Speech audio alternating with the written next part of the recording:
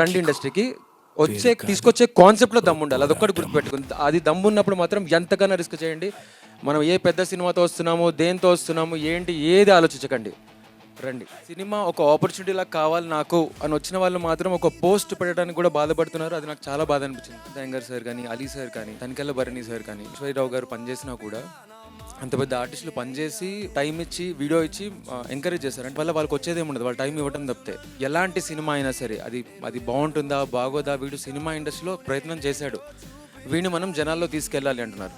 Sir media మీరందరికీ పాదాభివందనం sir. మీ అందరికీ చాలా థ్యాంక్స్. మీరందరూ ఇంత రావటం, ముందు పర్మిషన్ ఇస్తా అని చెప్పి తర్వాత పట్టించుకొని ఒక పెద్ద సినిమాకి స్టేజ్ మీద నుంచొని నేను పాలమ్మినా పూలమ్మినా కష్టపడ్డా అని చెప్పి మీరంతా కష్టపడ్డారు. ఇంకొకటి కష్టపడుతూ ఉంటే మా ఫోన్లు కూడా ఎత్తేది. మాకు ముందు పర్మిషన్ ఇచ్చారు, దానివల్ల నేను వేరే కాలేజెస్ వెళ్ళలేకపోయాము.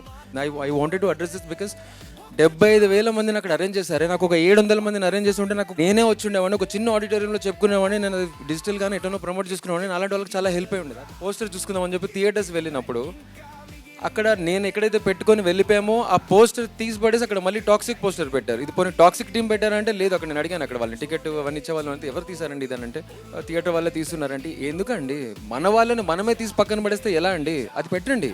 టాక్సిక్ ఆ మూవీ 2,000 కోట్ల మూవీ, 3,000 కోట్లు కొట్టాలి, అందరూ దాని నుంచి సక్సెస్ రావాలి, అందరికీ రావాలి. కానీ నేను ఆల్రెడీ ముందు పెట్టుకున్నా కదా, నా పక్కననే పెట్టచ్చు కదా, అది నా తీసి అవతల పడేయడం ఎందుకు? మన వాళ్ళని మనం ఎంకరేజ్ చేసుకోకపోతే ఎలా అండి? కిరణ్ అబ్బవరం గారు ప్రతి సినిమాకి వచ్చే ముందు ఒక మాట చెప్తూ ఉంటారు, అక్కడ నాకు థియేటర్లు ఇవ్వరు, అక్కడ మాకు ఇది చేయరు అది చేయరు అని చెప్పి.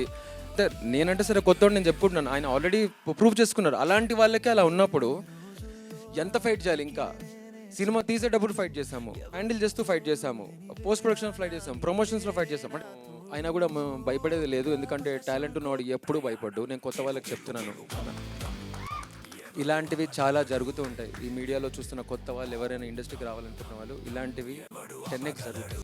తగ్గకండి, ఎక్కడ తగ్గకండి. మీ కంటెంట్లో దమ్ము ఉండాలి, కంటెంట్లో మ్యాటర్ ఉండాలి, ఆడియన్స్ ఆనెస్ట్గా యాక్సెప్ట్ చేస్తారు. వాళ్ళు ఎవరైతే ఇండస్ట్రీకి రావాలనుకుంటున్నారో రండి ఇండస్ట్రీకి, తీసుకొచ్చే కాన్సెప్ట్లో దమ్ము ఉండాలి. అదొక్కటి గుర్తుపెట్టుకుని, అది దమ్ము ఉన్నప్పుడు మాత్రం ఎంతకన్నా రిస్క్ చేయండి. మనం ఏ పెద్ద సినిమాతో వస్తున్నాము, దేంతో వస్తున్నాము, ఏంటి ఏది ఆలోచించకండి, రండి. పేరు కాదు, ఓ పోరాటం. పేరు వినిపించాలి.